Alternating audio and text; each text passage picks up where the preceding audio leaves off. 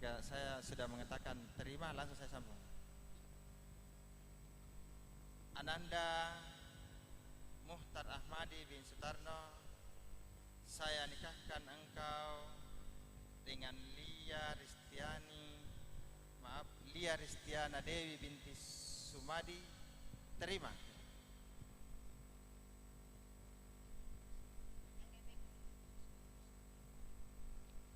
Oke.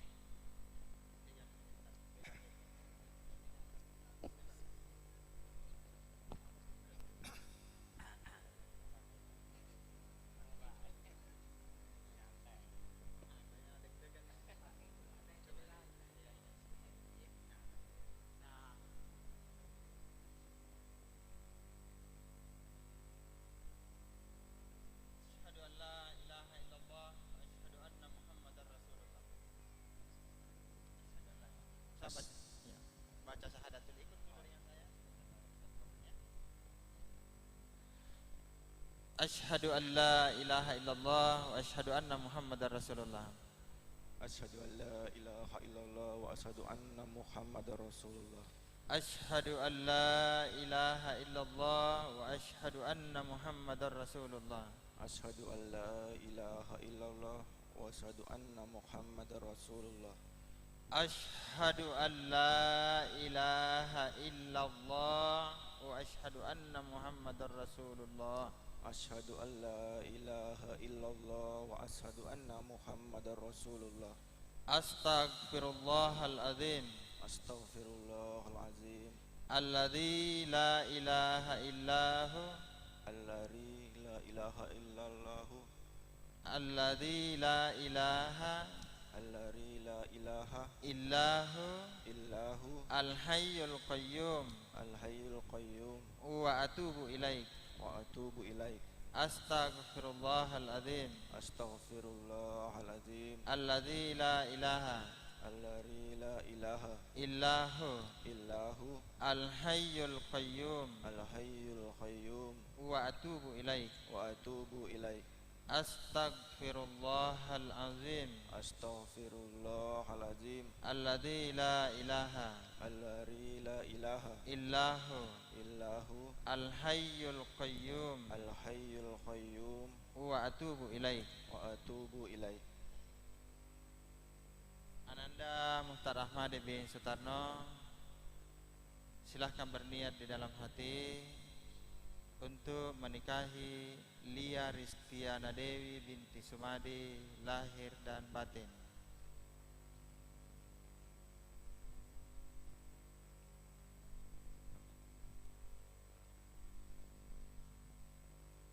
Bismillahirrahmanirrahim.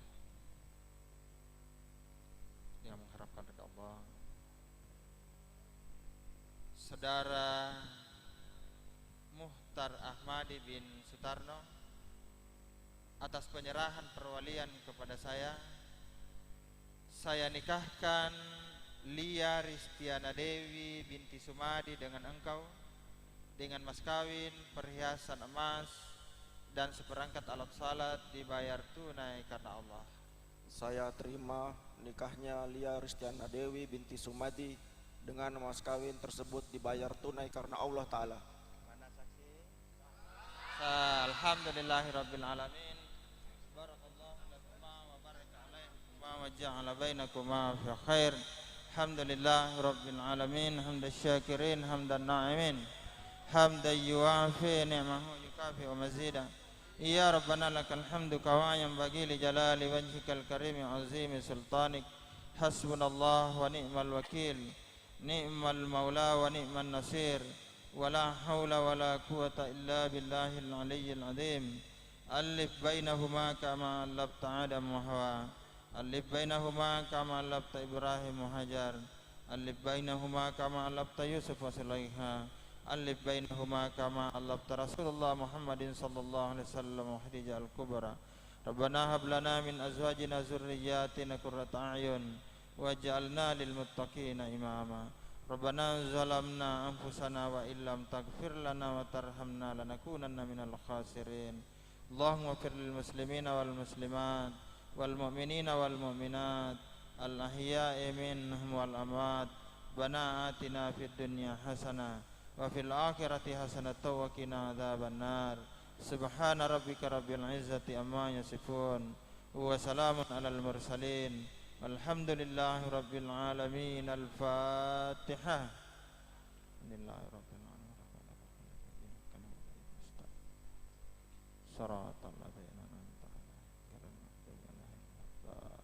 Amin amin ya rabbal alamin. Dengan demikian hadirin wal hadirat sekalian yang berbahagia, mulai saat ini Ananda Lia Ristiana Dewi binti Sumadi telah resmi menjadi istri dari Muhtar Ahmadi bin Sutarno. Ananda Muhtar Ahmadi mulai saat ini tanggung jawab untuk membina Ananda Lia Ristiana Dewi lahir dan batin beralih ke tangan Ananda. Oleh karena itu saya memesankan bahwa mari bangun keluargamu berdasarkan petunjuk agama Islam, Al-Quran dan hadis Rasulullah sallallahu alaihi wasallam. Mudah-mudahan kelak engkau dikaruniai keluarga yang sakinah mawaddah warahmah, dan insyaallah kelak Anda dikaruniai keturunan yang saleh dan saleha yang senantiasa berbakti kepada Allah, berbakti kepada agama Allah, berbakti kepada nusa dan bangsa kita.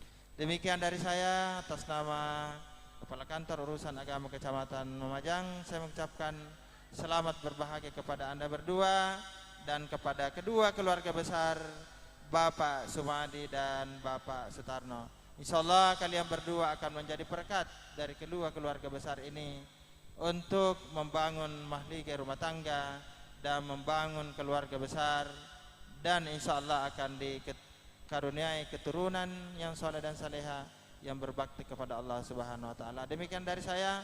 Billahi taufiq wal hidayah. Assalamualaikum warahmatullahi wabarakatuh. Selanjutnya hadirin sekalian, mari kita sama-sama menyaksikan penandatanganan dan penyerahan buku nikah.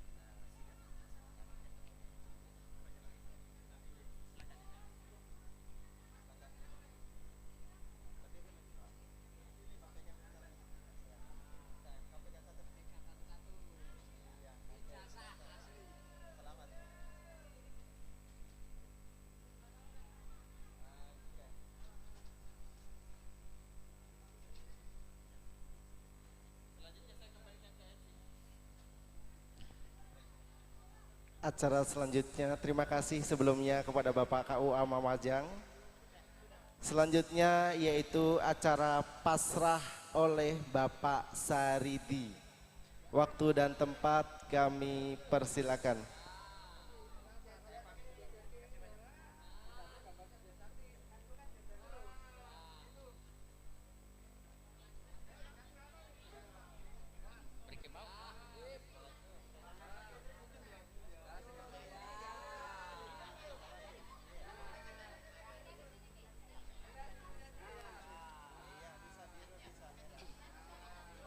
Assalamualaikum warahmatullahi wabarakatuh.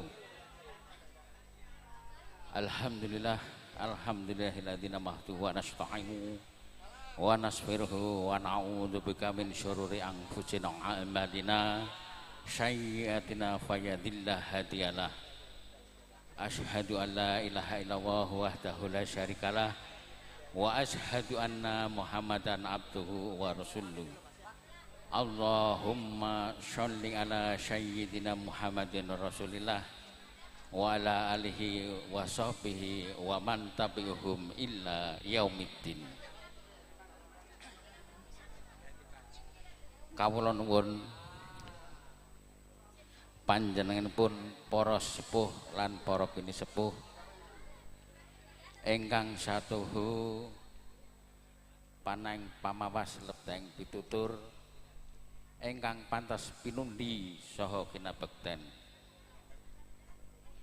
Para alim ulama, para kiai, para santriawan santriwati ingkang rinten dalu tansah sumanding kitab suci wahyuning ilahi minangka pinuntun kiblatipun panembah ingkang satuhu luhuring budi.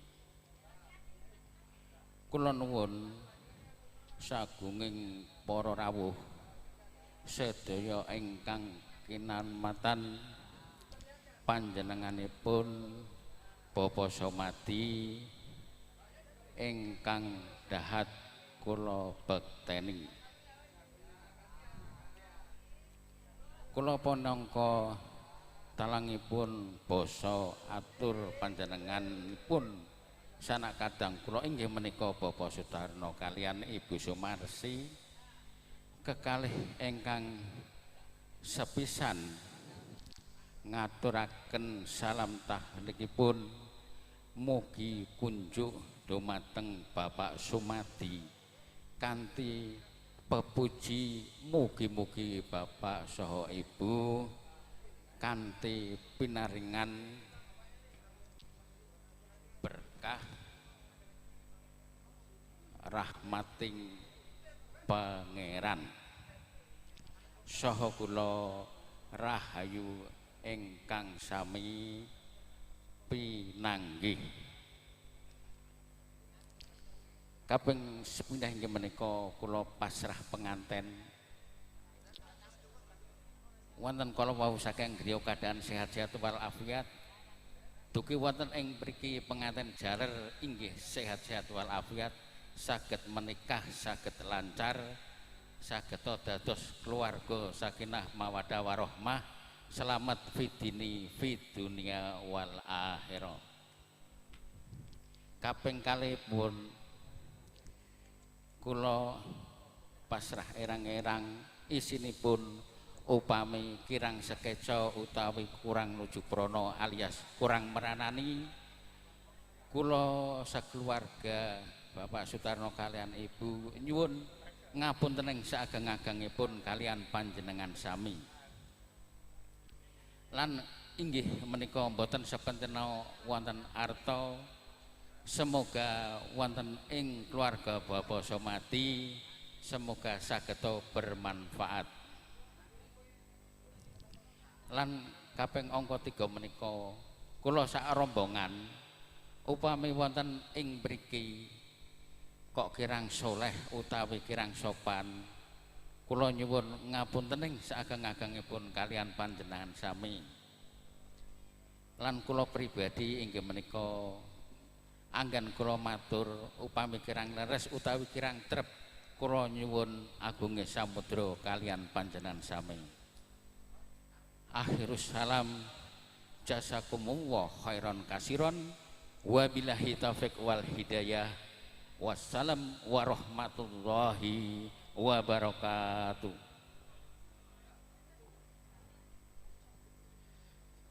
Matur sembah nuwun Bapak Sariti pasrahipun. Selanjutnya adicara panampi dening Bapak Dimas Slamet wedal dalem sapnapahaken.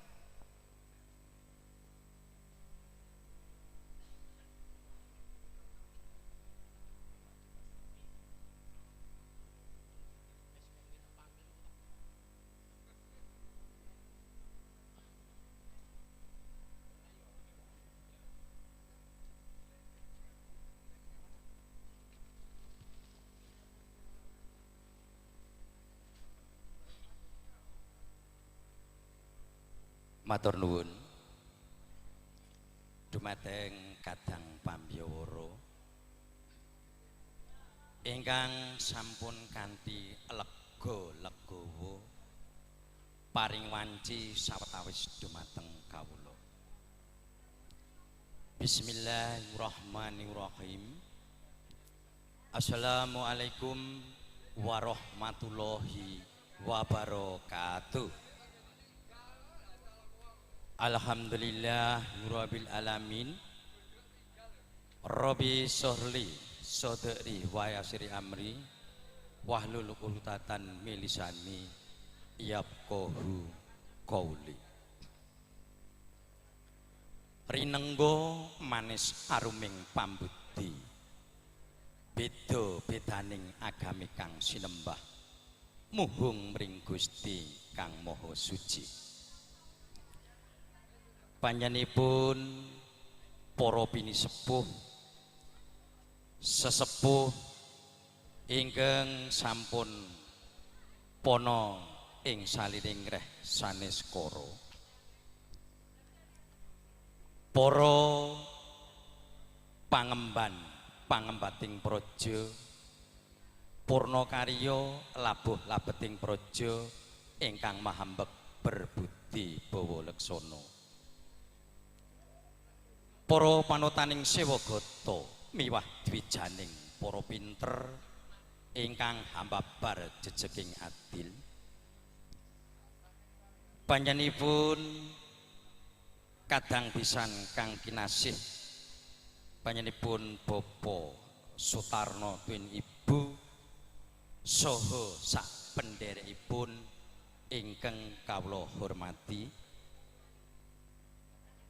sagunging para tamu ingkang sinuba murdaning akrami, datan kantun para kadang muda krida dharma ingkang tansah sanget kula piji ing mreh pakaryanipun, datan kantun panjenenganipun kru Campursari Kalista ingkang dipun pangarsani panjenenganipun Roko Mas Bangjo ingkang kawula hormati.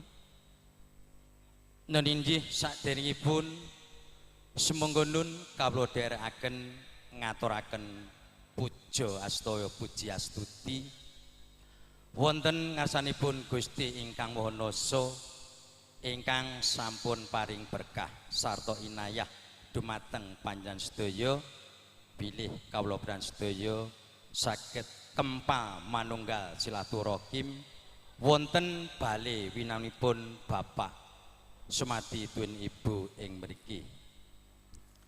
Dene salajengipun kula minangka silih salira atur saking panjenenganipun Bapak Sumadi Twin Ibu ing mriki ngaturaken sugeng rawuh dumateng Bapak Ibu para tamu langkung-langkung kadang pisan kang kinasih nipun Bapak Sutarno Twin Ibu lan sak pendherekipun. Ing mriki panjenenganipun Bapak Sumadi Twin Ibu ngaturaken sedaya kalepatan anggenipun nampi kawruhanipun para tamu sedayanipun langkung-langkung kadang pisan kang kinasih ingkang kirang tangguh tanggap tanggon puguh miwah suguh kawula tansah nyunaken gunging pangaksama ingkang agung. Dene sajengipun noninjih nampi panglanipun panjenenganipun kadang pisan kang pinasih ingkang dipun aturi panjenenganipun Bapak Sesepeng Lampah ingkang angka setunggal kala ngendika mugi-mugi keluarga agung menipun Bapak Sumadi Twin Ibu lan sak klungsunipun mugi tansah pinaringana berkah sarta inayah kawula tampi kanthi atur amin amin ya rabbal alamin. Dene jangkep ingkang angka kalih ngaturaken wahyu judu ingkang sinebut Bagus Mukhtar Ahmadi AMD.com. Kula tampi ing mriki ing samangke kawula pasrahaken dumateng Ibu Juru Ruyas anggenipun hangirapaken satmaja penganten, mugi-mugi wiwitan tengahan ngantos sak paripun samangke tansah manggih wilujeng tebih liring sambikala. Jangkep ingkang angka 3 panjenenganipun Bapak Sutarno setuin Ibu lumantar Bapak Sesping lampah kala wau ngaturaken samekawe bab ingkang semanten kathahipun lan ugi wonten yatra ing samangke sampun dipun tampi. Mugi-mugi saged damel hangendeng-endengi bot repotipun Bapak Sumadi tuwin Ibu Sumiati ing mriki. Jangkep ingkang angka sekawan bilih ing mriki panjenenganipun Bapak Sumadi tuwin Ibu boten saged caos piwales punapa-punapa hanamung kasumanggaaken wonten ngarsanipun Gusti ingkang Maha Nasa. Mugi-mugi keluarga agung panjenenganipun Bapak Sutarno tuwin Ibu Sumarsi tansah pikantuk leliru ingkang matikel-tikel saking Gusti ingkang Maha Kawasa. Mbok bilih mekaten ingkang kawula aturaken bilih kula ngrumaosi kula nglenggono budidayane mangsa punika boten wonten ingkang sampurna. Sedaya kala wau ing mriki kawula tansah nyuwun gunging paksama ingkang agung. Pinangka pinutu matur bilih ing mriki saking keluarga agung panjenenganipun Bapak Sumadi tuwin Ibu ambok bilih bahagianipun ing samangke sampun ketingal paripurna. Ing mriki panjenenganipun Bapak Sumadi tuwin Ibu handharaken sugeng kundur sugeng wonten ing pahargyan lan anggenipun lumampah ing sak margi-margi tansah pinanggih kawilujengan katentreman tuwin kamulyan kabegjan. Allahumma amin. Kanthi menika atur kawula cekap kawula kunduraken dumateng kadang kawula pambiyawara. Sumangga nuwun. Matur sembah nuwun inggih kagem Bapak Dimas Slamet. Salajengipun inggih punika pambagya harja dening Timbul Wibisana.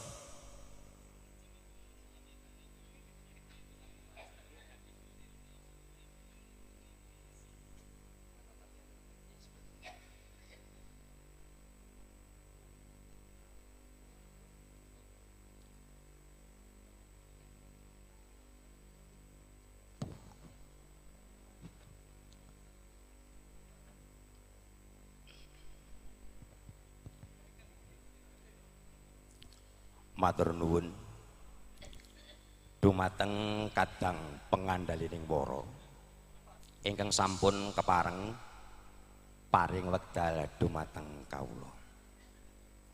Bismillahirrahmanirrahim. Assalamualaikum warahmatullahi wabarakatuh. Alhamdulillah nahmaduhu wa nasta'inuhu wastaghfiruh wa na'udzu billahi min syururi anfusina wa min sayyiati a'malina may yahdihillahu fala mudhillalah wa ma yudlilhu fala hadiyalah. Asyhadu an la ilaha illallah wahdahu la syarikalah wa ashhadu anna Muhammadan abduhu wa rasuluh la nabiyya ba'da.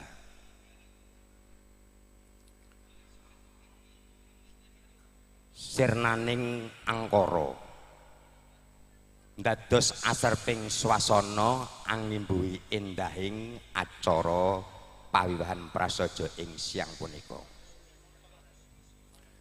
Sirna agung memala mahanani jagat tentrem lamun kita tansah ngesti luhuring budaya.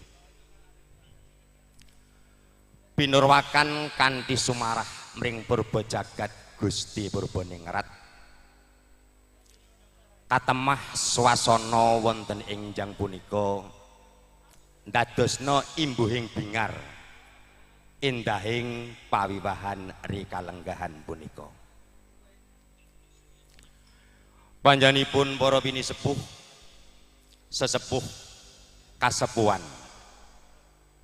ingkang sampun dahat pinundi, ingkang ambabar daya pangaribawa. Panjenenganipun para alim, para ulama, para ustad, kiai, santri, miwah santriwati ingkang rinten dalu tansah sesandingan kitab suci wahyuning Ilahi, pinangka pinuntun kiblating panenggah ingkang mahambek luhuring budi. Datan kantun para rawuh miwah para lenggah ingkang mirunggan, ingkang pantes nampi pakurmatan, pantes lamunta sinudarsana. Panjenenganipun kadang besan sutresna minggahing manggalaning yuda utawi cucuing lampah ingkang pantes nampi ing pakurmatan. Sadereng sak sampunipun kawula matur kepareng ingkang minulya kula warga ageng pakempalan ngudi rukun ingkang sinasuhan panjenenganipun Bapak Haji Salihartoyo mandhapipun dumateng para kulawarga ageng. Panjenenganipun bangja pinangka pangarsanipun campur sayi nyukalista sak rombongan utawi sakukuban ingkang pantes napi pakurmantan. Para kadang muda krida dharma ingkang sampun kabiji ing reh pakaryanipun ingkang pantes nampi pakumartan, pantes lamunta sinudarsana. Dene panjenenganipun ingkang hamengku gati Bapa Sumadi sekalian Ibu ngaturaken pasegahan panakrami pambagi kunjuk dumateng para tamu kakung putri murdaning akrami. Salajengipun panjenenganipun Bapa Sumadi angambali ngaturaken wilujeng rawuh kaaturanken lenggah ingkang kanthi sekeca miturut papan miwah panggenan ingkang sampun sumedhiyakaken. Dene panjenenganipun Bapak Sumadi sekalian Ibu ngaturaken sanget gunging panuwun sak rawuhipun para tamu kakung putri bilih wonten ing rikalenggahan punika sampun ngrawuhi dhawuhipun sang pinanganten sekalian. Mugi kalaksananing sedya purwa madya dalan wusana tansah mangya ing suka basuki tebih ing sakara-kara. Salajengipun amba biling samangki sak paripurnanipun acara pawian prasaja. Panjenenganipun kadang besan sutresna kairing dene para rombongan utawi sakutrah. Panjenenganipun Bapak Sumadi ngaturaken wilujeng kundur ngantos dumugi dalemipun piyambak-piyambak kanthi mangya rahayu wilujeng tebih ing sambikala.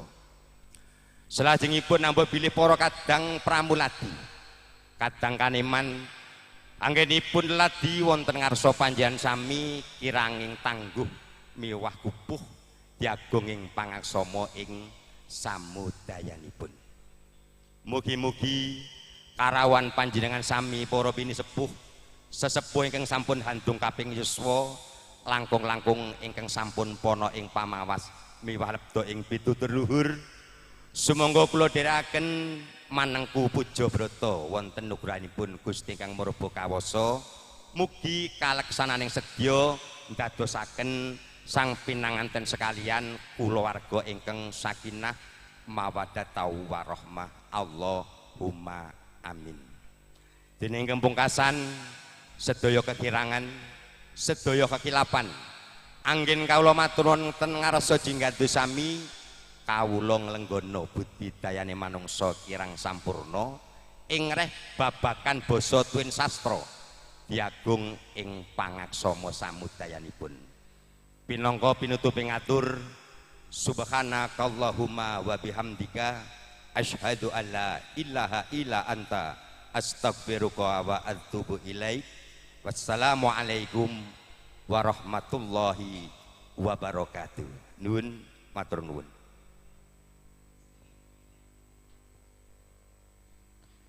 Matur sembah nuwun Bapak Timbul Wibisono. Adicara akad nikah sampun paripurna. Selanjutnya akan dilanjutkan prosesi panggih.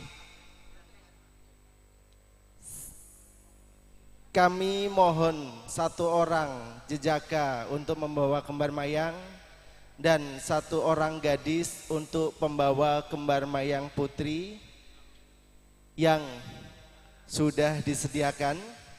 Bapak Ibu para tamu undangan yang kami hormati, marilah kita ikuti acara prosesi panggih adat Jawa yang adiluhung. Terima kasih.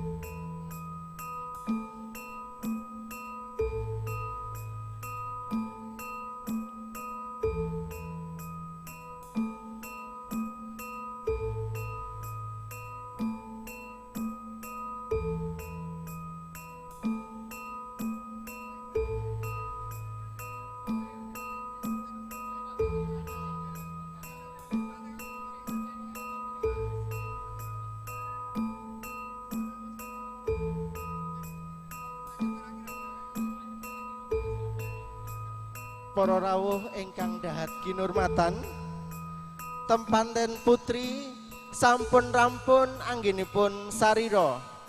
Pramila saking punika temanten keparing badhe sowang ngebyantara lenggah wonten ing kursi renengga dumateng Ibu Prantobusana inggih punika Ibu Sudalmi.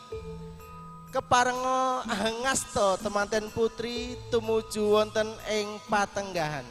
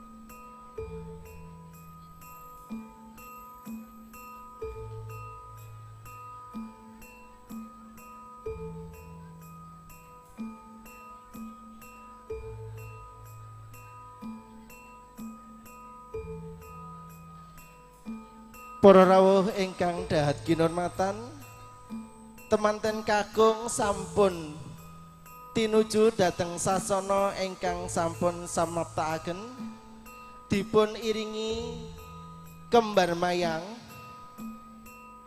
keluarga tiang sepah sekalian.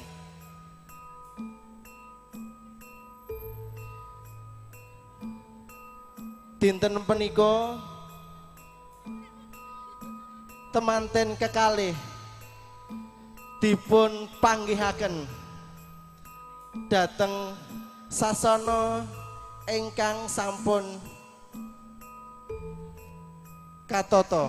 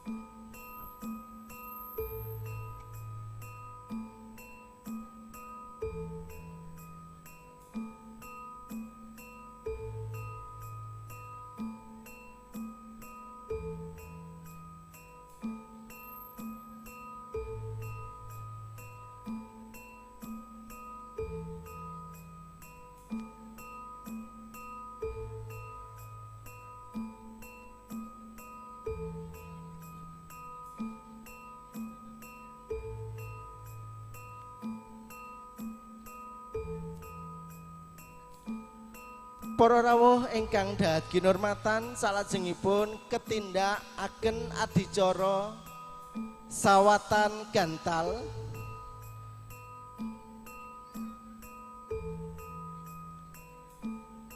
silih kembar mayang.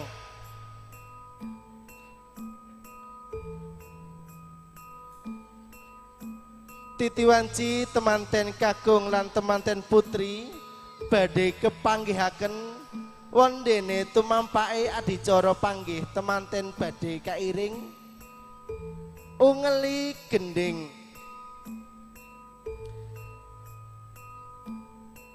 Salajengipun inggih punika sawatan gantal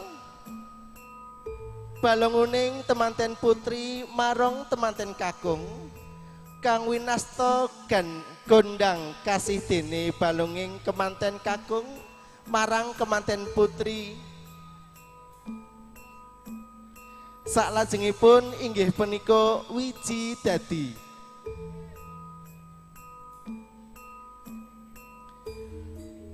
Para rawuh dahat kirmatan,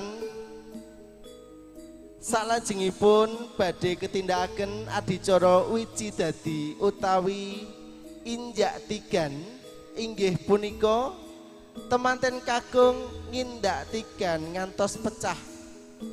Salajengipun temanten putri hamijii sukunipun utawi apeyanipun temanten kakung.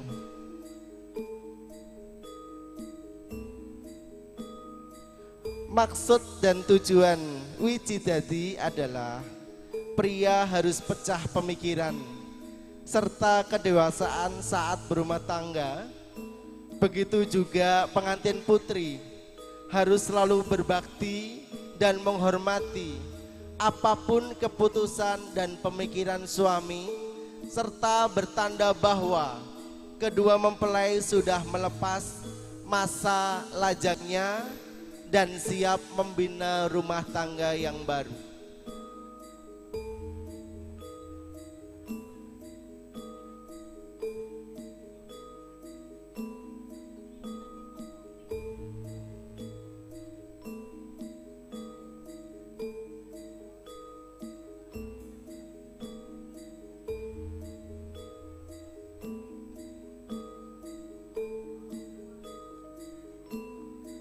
Muteri kaping 3.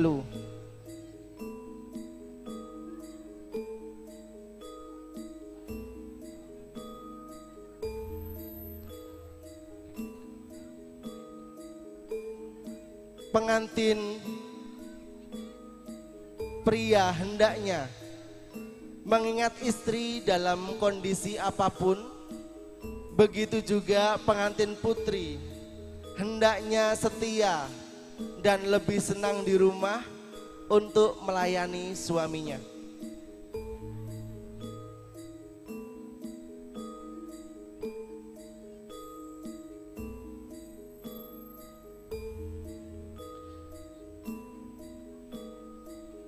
Adicara salajengipun inggih punika kalungan sindur.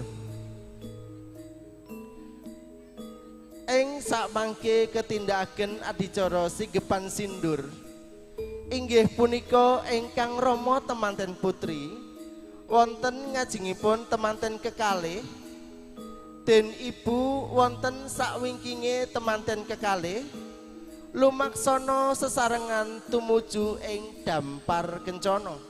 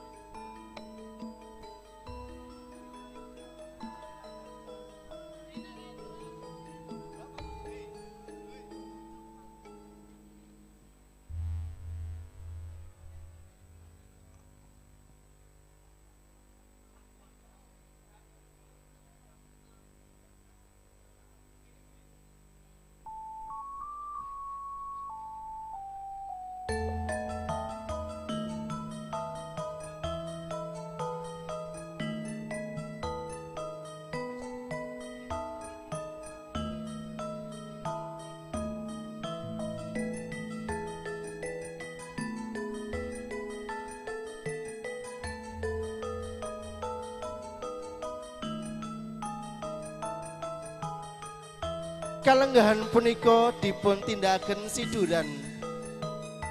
Inggih menika temanten kekalih dipun kemuli sindur ingkang wujud kain werni abrit lan petak. Petak punika pangartining bapa dening abrit minangka pangartining biyung.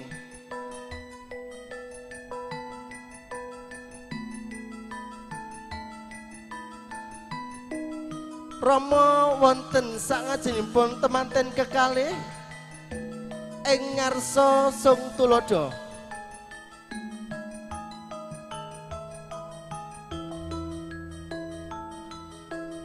Temanten kekalih wonten satengahipun Rama Dalabiyung ing madya mangun karsa.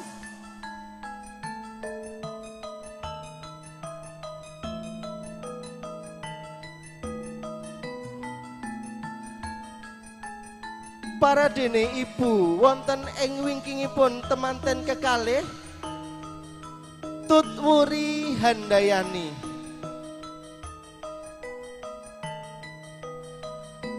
Lon-lonan samya lumaksana sesarengan tumuju wonten ing sasana rinengga.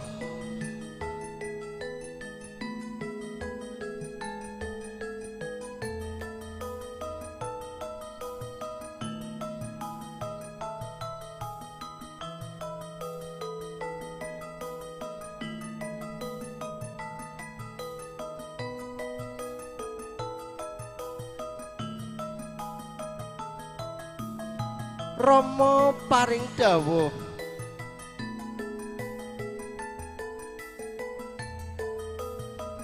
anakku ngger temanten sakloro sira dak lungguhake ana papan kamulyan sing iku biyen tak lungguhi aku lan ibumu.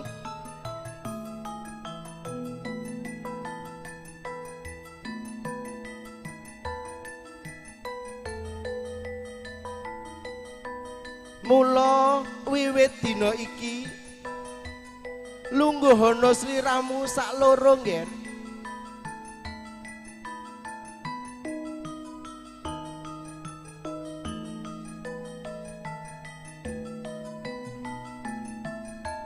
Maksud dan tujuan dari kalungan sindur ialah kedua orang tua berkewajiban mempersatukan kedua insan untuk memulai hidup baru menjadi pasangan suami istri dan mudah-mudahan menjadi keluarga yang sakinah, mawadah dan warohmah. Amin ya robbal alamin.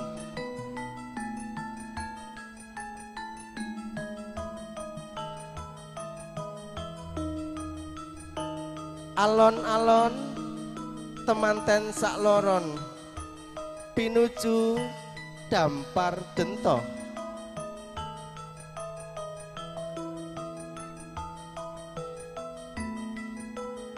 Tata busana inggih punika Ibu Sudalmi mijil saking Jalan Jamba Jawaya, Telok Baru, Kota Makassar.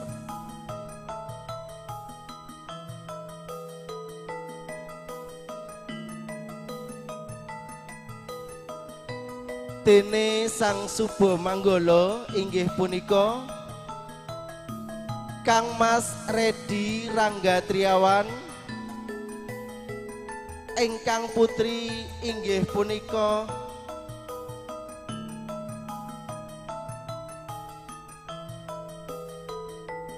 Revalina Putri.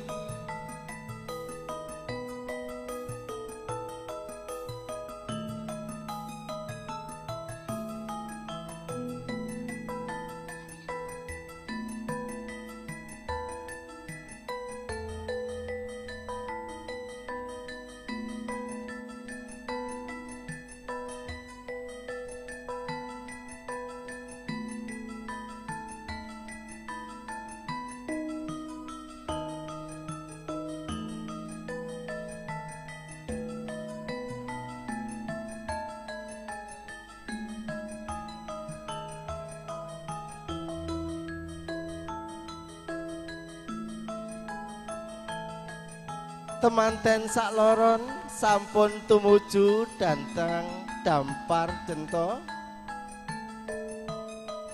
Para tamu dahat kinurmatan dipun aturi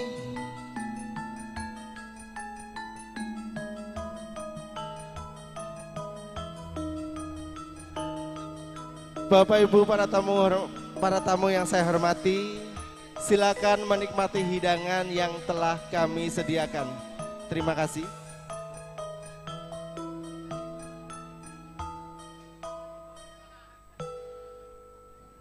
Para rawuh dat sutubuti salajengipun inggih punika adicara pangkon.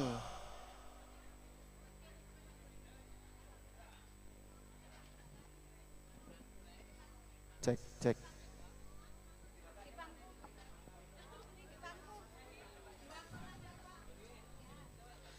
keparing bapa keparengga lenggah wonten kursi rinengga.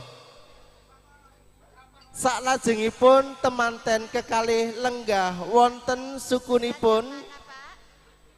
Sawetawis ibu keparinga nyuwun pirsa.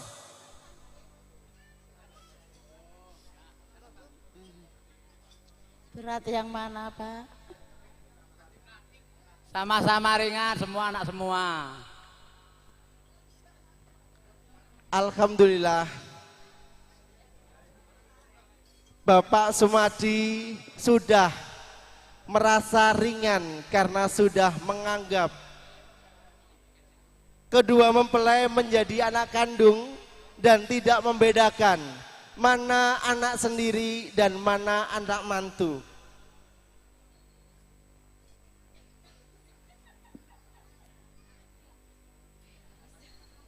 Saklajengipun inggih punika kacar kucur.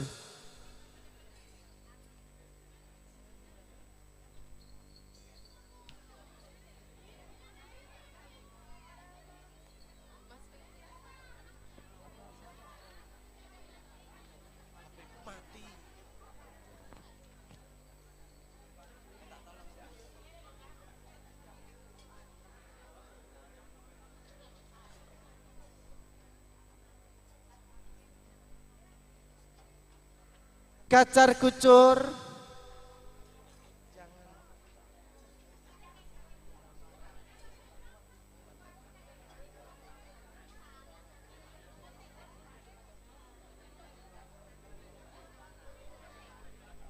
kacar kucur wong liya dadi sedulur, kacang kawak dele kawak wong liya dadi sanak.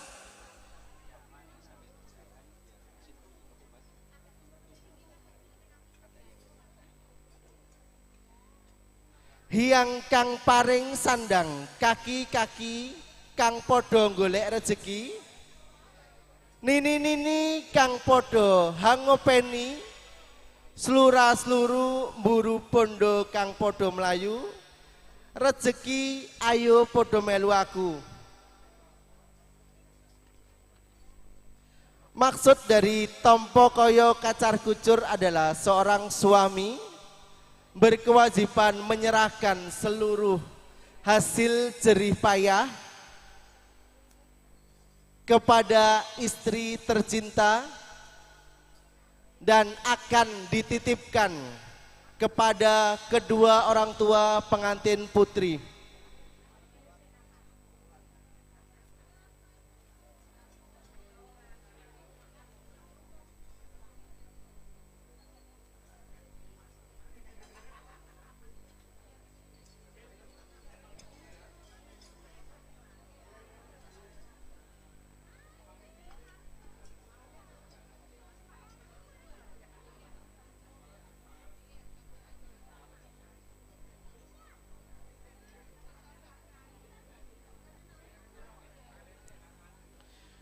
Salajengipun inggih punika dahar klimah.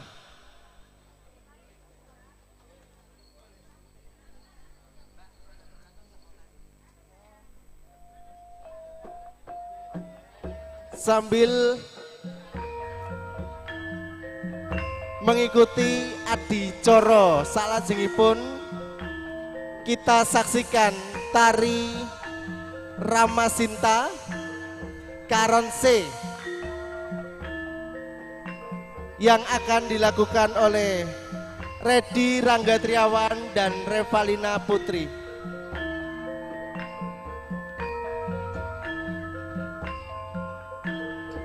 Maksud dari klimah adalah agar suami istri nantinya bisa selalu hidup rukun dan saling tolong menolong, seperjuangan dan sepenanggungan dalam mengarungi bahtera rumah tangga,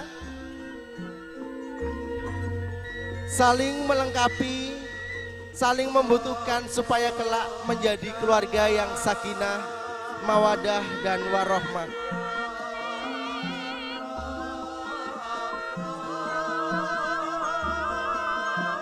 Salajengipun inggih punika ngunjuk tiken.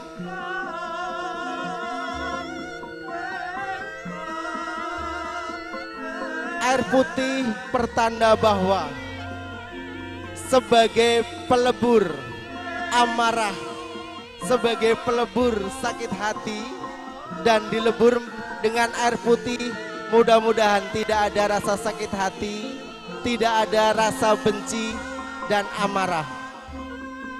Salajengipun inggih punika pangabekten kalenggahan punika Sri Temanten kakung lan putri kepareng haturaken sembah pangabekten wonten ing ngarsa Rama Dalabiyung kinasih.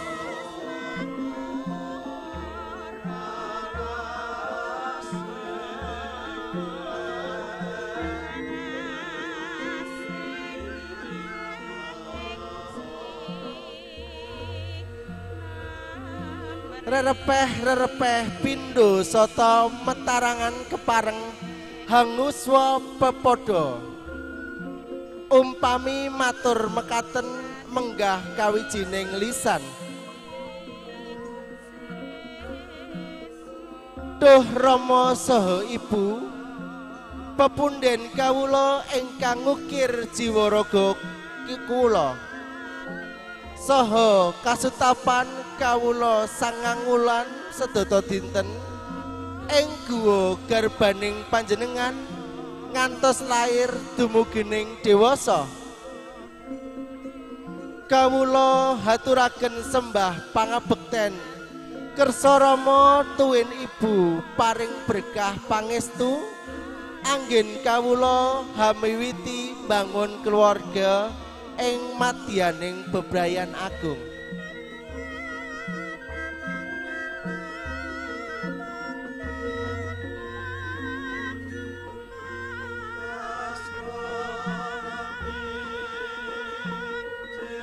Ger anakku sak loron dak pangestuni anggonmu bebrayan pawalingku yo ngger aja nganti lali pinter-pinter momong garwamu lan keluargamu, aja tukar padu tondo eling marang sabaring ati. Muga-muga anggenmu jejodohan lan bebrayan tansah pinaringan rahmate Gusti ingkang Maha Suci.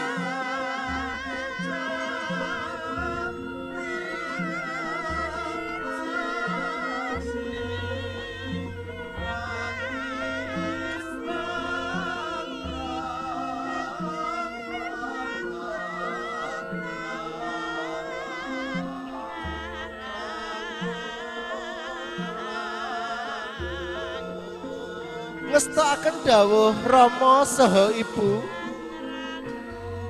Duh Rama saha Ibu, kawula nyuwun tambahi pangestu dumateng panjenengan. Mugi-mugi anggen kula mbangun keluarga pinaringan gangsar lancar kalis saking rubeda nir ing sambikala.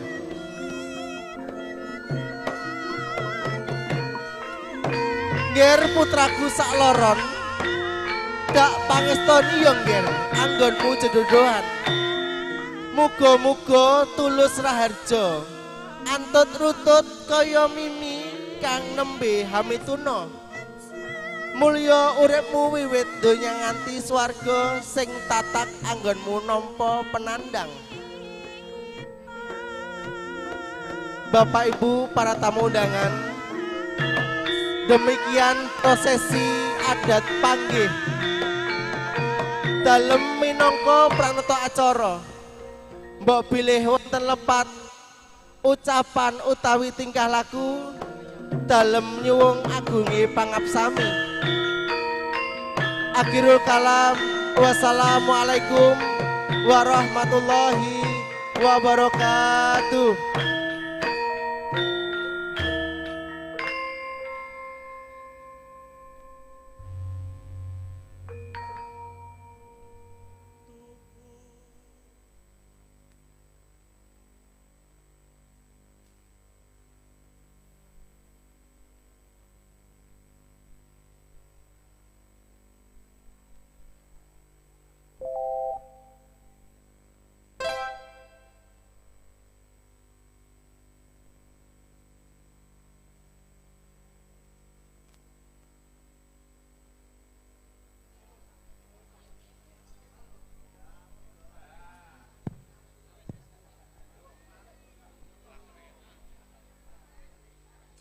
Assalamualaikum warahmatullahi wabarakatuh.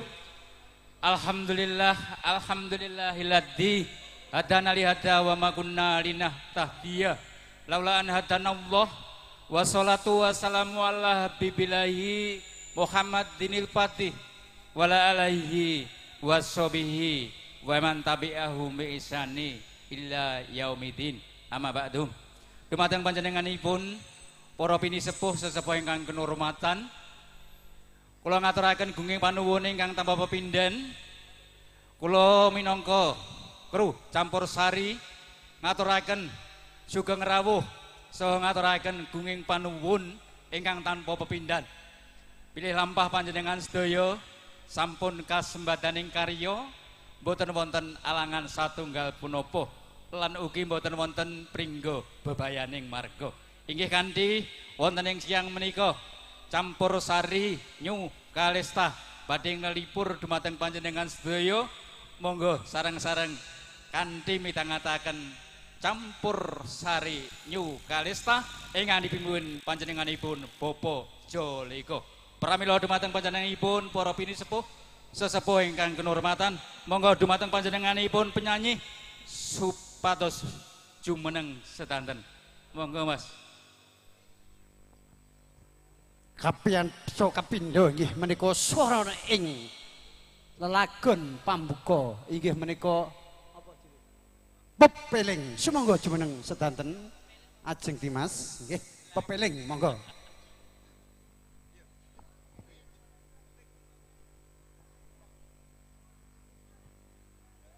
Nggih sak mangke ampun bilih ingkang badhe dina swanten saking rombongan pinanganten kakung kasumenggakaken badhe saos ngregengaken sasana-sasana wonten ing dalemipun kadang kula sepuh Bapak Semadi sekalian Ibu. Matur suwun. Monggo.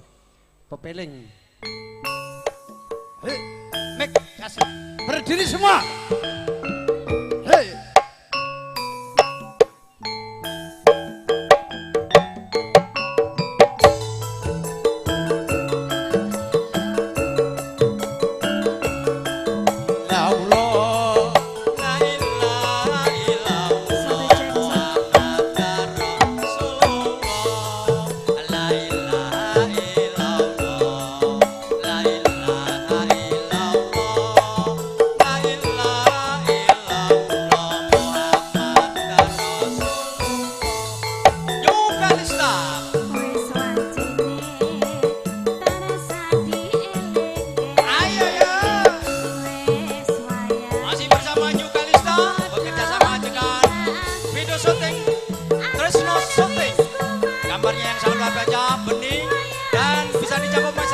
Murah meriah, mantap men.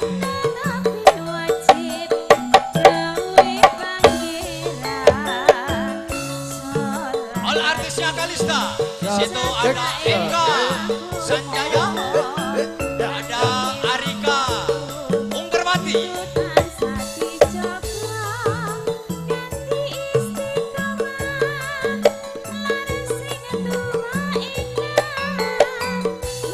Yuk Kalista memang oke. Ya. Subuh luhur lan asar, sholat saya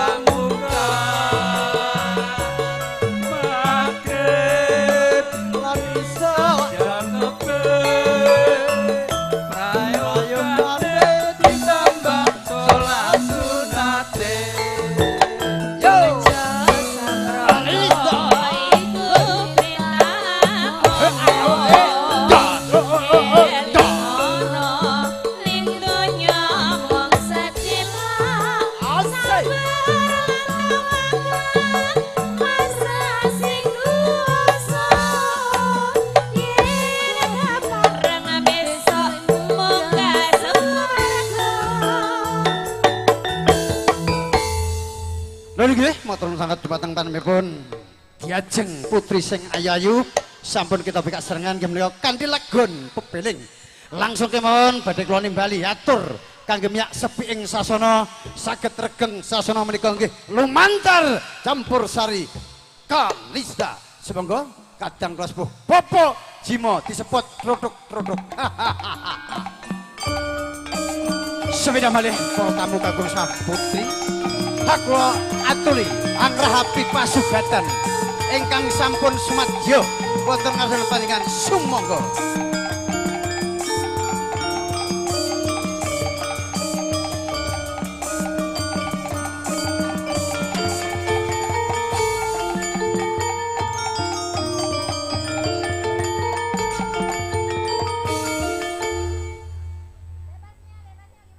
Nggih, monggo Mas Jimo ngaturaken sugeng enjang menjelang sugeng siang rumiyin nggih. Menika sumangga menika sulih saira dumateng panjenenganipun kadang-kadang kula mugi-mugi panjenenganipun Mas Jimo saged nglipur para tamu sedaya saged kangge jam pisah wonten dalemipun kadang kula sepuh Bapak Sumadi sekalian Ibu. Oh titip Tresno Eka ayo sing bokonge sak ember iki sing disenengi kowe nduk ayo ngadeg nduk digoyang nduk bokong mungkin ketok mak cenul pokoknya Mas Jimo anggere ngerti bokong gedhi ngono wis ora gelem bali iki engko lali sing nek ngomah jare sing nek ngomah apa rada krepes iki oh iki satpame wis lenggah nek ngarep iki oh lah ka apa enek sik nunggu sing penting ora digobali Mas Jimo tak jilehi sak katokmu sing penting aja digobali iya apa nyamek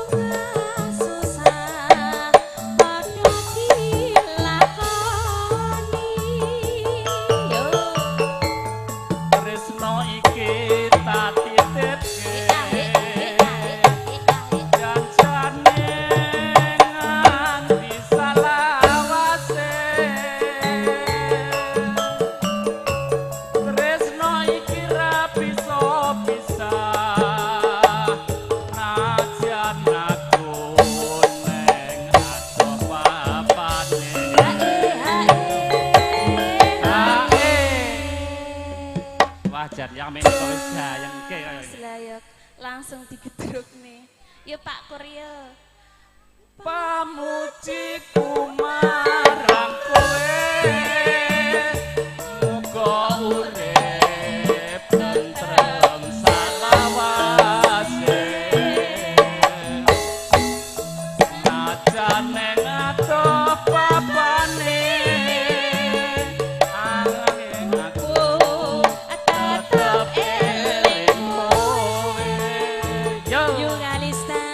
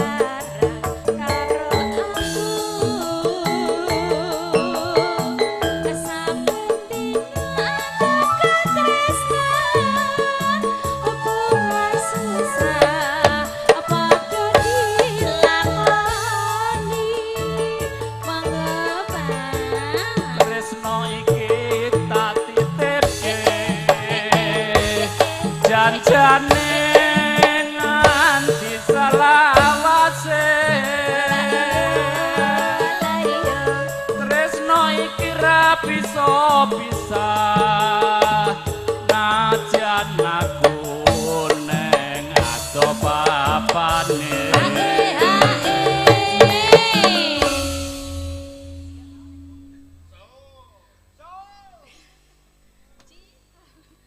pamujiku marang kowe muga urip tentrem salawase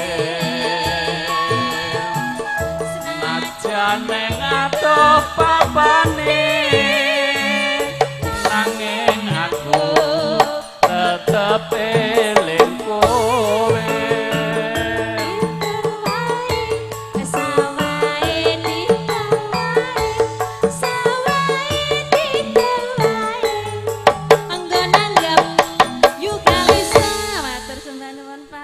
matur suwun. Ajeng tanduk alit to, Pak? Tanduk gede, tanduk alit. Napa nggih? Tombok. Iya, iki milih lek guru genti iki gandeng sing saebrot wis dicoba kurang mantep ketoke milih sing kuru. Ayo, Nduk, nyambut gawe, Nduk. Iki kok pare-pare, Mas. Jare Mas Sumadi penyanyine sing ayu lho, ayu iki. Niki jalukane Bang Jack wae. Iya, pokoke jaluk sing nom-nom jare. Saiki sing tuwek wis ra tak enggo. Dadi saiki muncul sing nom-nom suarane ya dicoba sik. Apa Mas lagune niki? Tetes sing tresno. Samangke menika nggih. Sadeng kadang kula sedulur menika Jack Mania kalian Mas Mulyono. Si apa iki lagune? Oh si Denman. Iya nyo.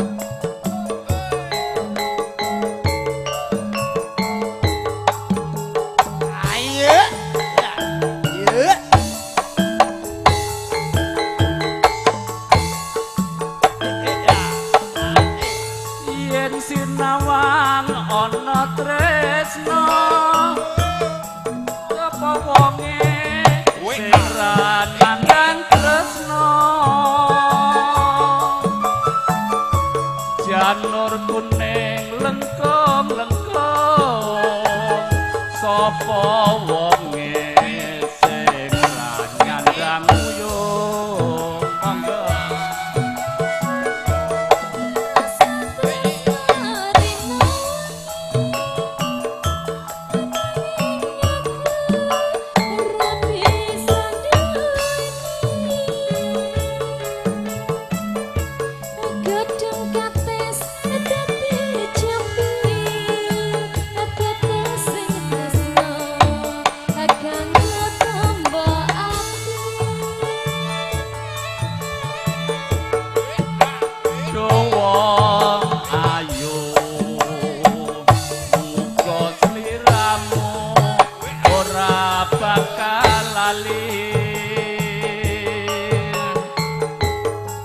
najan sewindu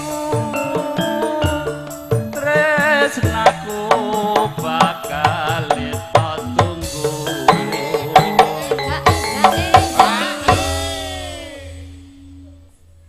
monggo dilebetne lho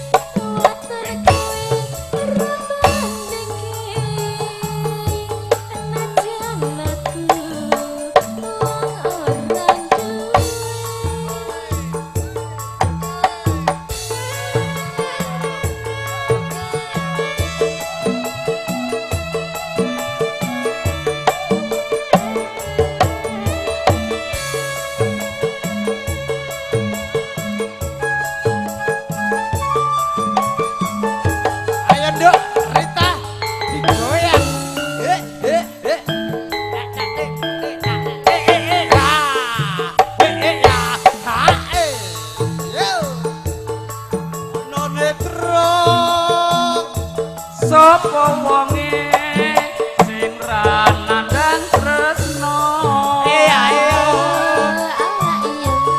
janur kuning lengkong sapa wonge sing ra nyandang uyuh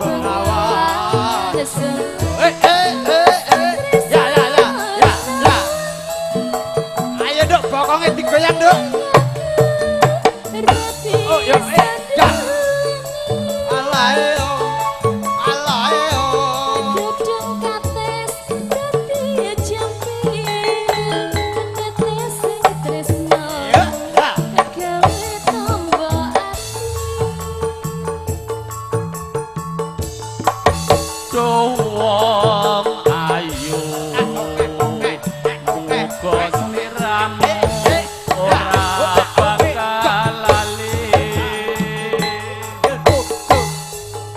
najan sewindu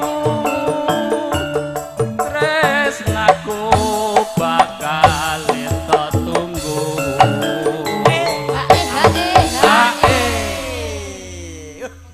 pripun Mas Simo panas-panas dasare penak endi karo Mbak Eka ora iso ngrasake aku sampeyan heh oh nggih tresno iki ora mandhet saya suwe saya tambah tresno waton kowe rambandhenake najan aku wong ora duwe matur suwun sanget.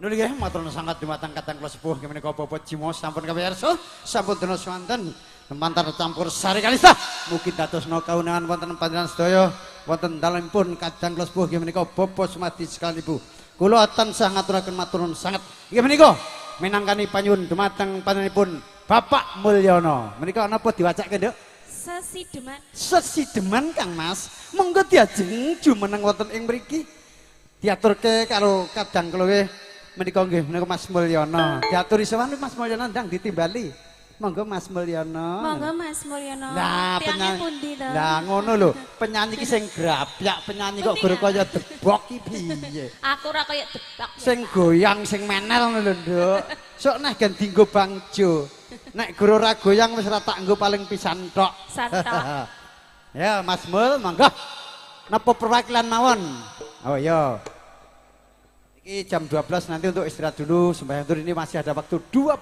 menit oh ya di salam hangat apa di condro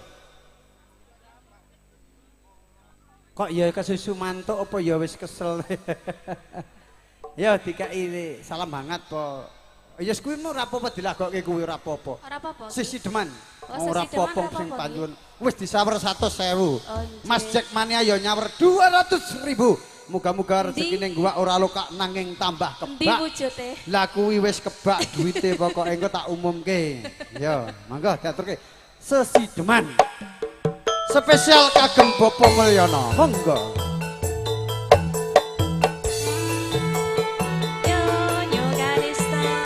video syuting Trisno Studio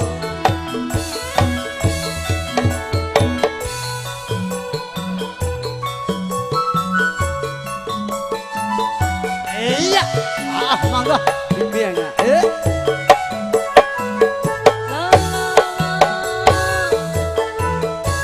monggo Mas Jompong luwe becek openono timbang berpisahan ingkang sulistu tak diwangi sambutono marang kula warga garwa lan peputra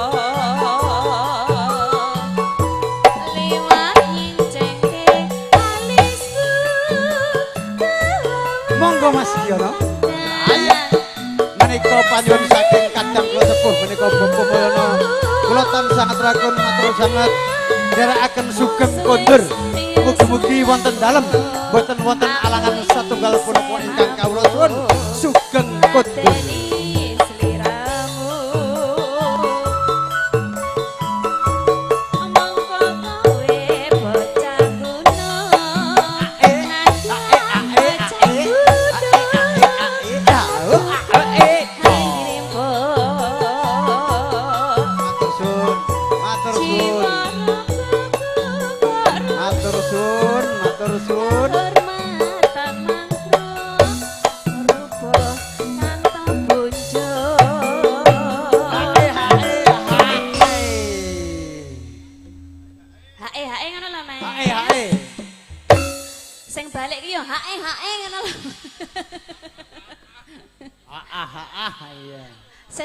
Sesok ketemu ya Mas ya. Pokoknya besok ketemu karo kadang pisan lho. Iya, pokoknya penyanyi. Nang gayeng nih ya Mas ya. Gayeng ke pokoknya sesuk ya. Urip anakku tak kene.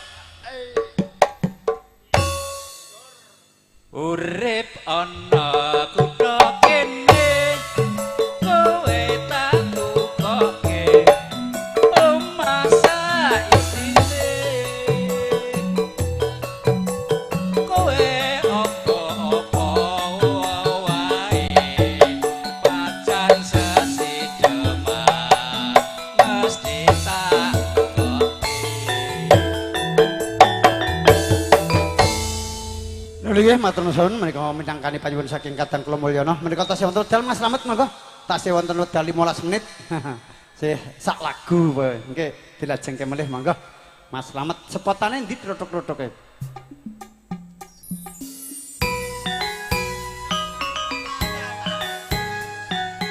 Iya masih bersama Yoga Lesta pimpinan Bang Jo yang sangat luar biasa telah menjuari juara 1 tingkat Provinsi Sulawesi Selatan waktu tahun 1000 Roro Jonggrang. Iki maksud Ate Sukino ngersakaken Roro Jonggrang wajan. Dan sebenarnya buat teman-teman Karang Taruna Nyangu di Rukun, selamat bekerja, sukses selalu untuk Anda. Dan Bapak Ibu Among roh tahunya. Dan tidak lupa teman-teman juru parkir, selamat bekerja atas kerjaan Anda. Kerjasamanya tentunya juga terima kasih sama tokoh masyarakat di Jalan Macan ini. Senantiasa atas pendukung acara Bapak Sumadi, awal dan akhir sampai tujuan. Allahumma amin. Amin. Dan juga pengumuman permintaan dari Bapak Panitia, besok Bapak Ibu keluarga besar di Bapak Sumadi dan sudah tercatat besok mengantar pengantin jam 10, tapi dimohon jam 9 sudah kumpul di Jalan Macan ini karena mengingat situasi dan kondisi waktu yang sangat begitu berjalan cepat. Sekali lagi mohon setelah itu pokoknya dimohon jam 9 harus berkumpul, jam 10 berangkat, bahwa ingkang dipun wastani menika sepasaran mekaten nggih. Terima kasih sebelumnya atas pemberitahuan Bapak Panitia. Baik, masih bersama New Kalista, bekerja sama bersama Tresno Shooting yang sangat luar biasa, gambarnya bening, tur gambare luar biasa, regane ya miring. Karo bosku dhewe Mas Tresno, wah sekalian garwa kerjasama, krune ya ponakane dhewe. Wah, jan luar biasa. Dan juga ini di streaming lewat Tresno Shooting. Anda bisa buka di YouTube Tresno Shooting New Kalista, pimpinan Bang Jo yang dipandu Tresno Shooting. Beliau Kanda juga yang begitu orangnya gagah, cakep, tampan, wis pokoknya wis luar biasa. Gambare bening tur regane ya miring.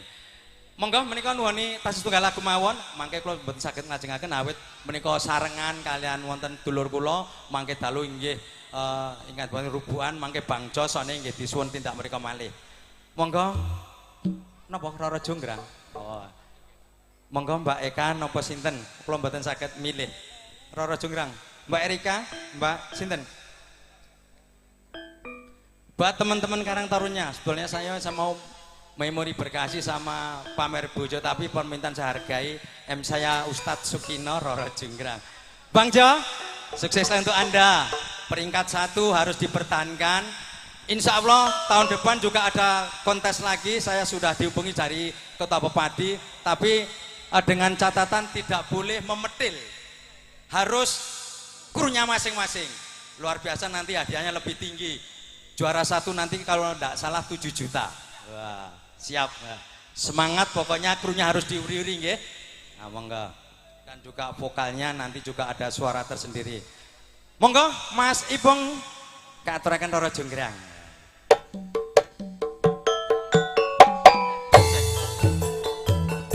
Cek halo. Buat kedua mempelai, selamat menempuh hidup baru, mudah-mudahan menjadi keluarga yang sakinah mawaddah warahmah. Allahumma amin.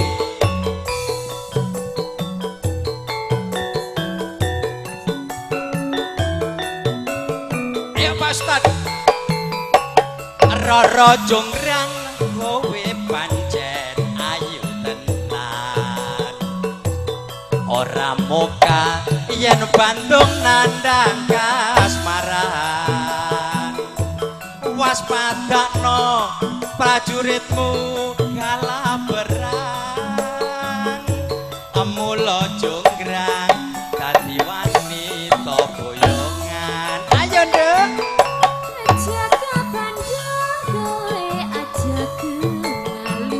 Loh, lah piye ngrebut kok?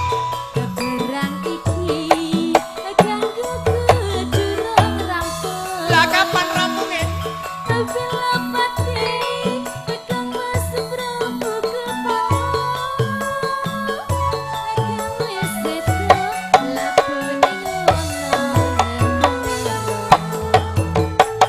Tobat-tobat Jonggrang wanita keparat,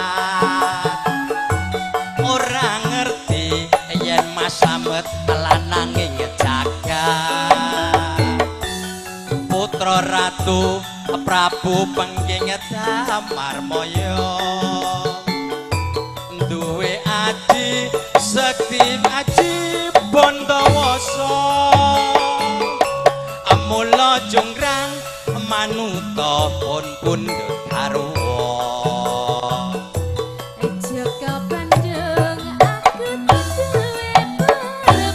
Bebono apa diajeng?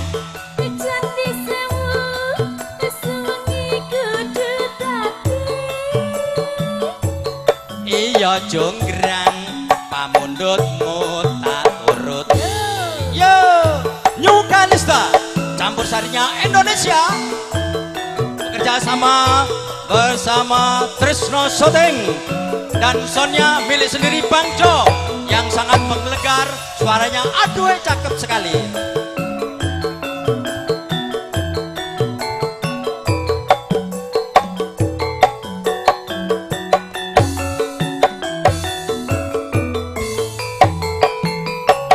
Roro jonggrang kowe pancen ayu tenan, ora moga yen Mas Slamet nandang kasmaran.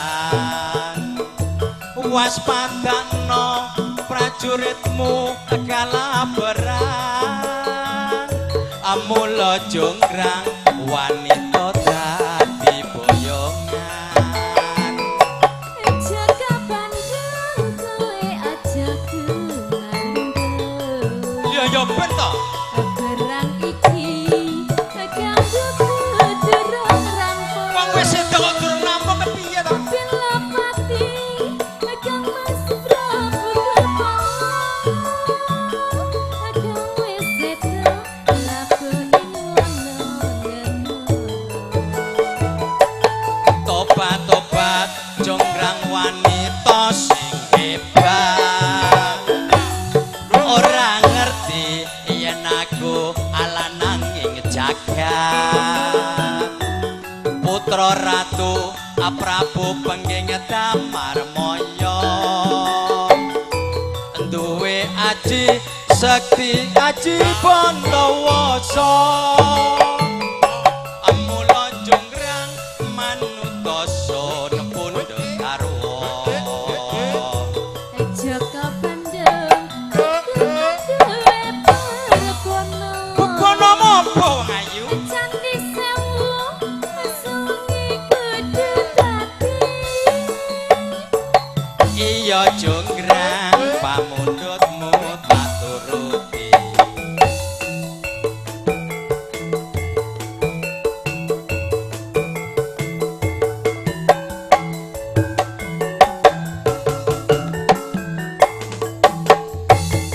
Monggo Pak Ustadz Sukino lumantaripun Bapak Jo pangarsane menika mbok menawi dipun pending lumebet salat duhur monggo.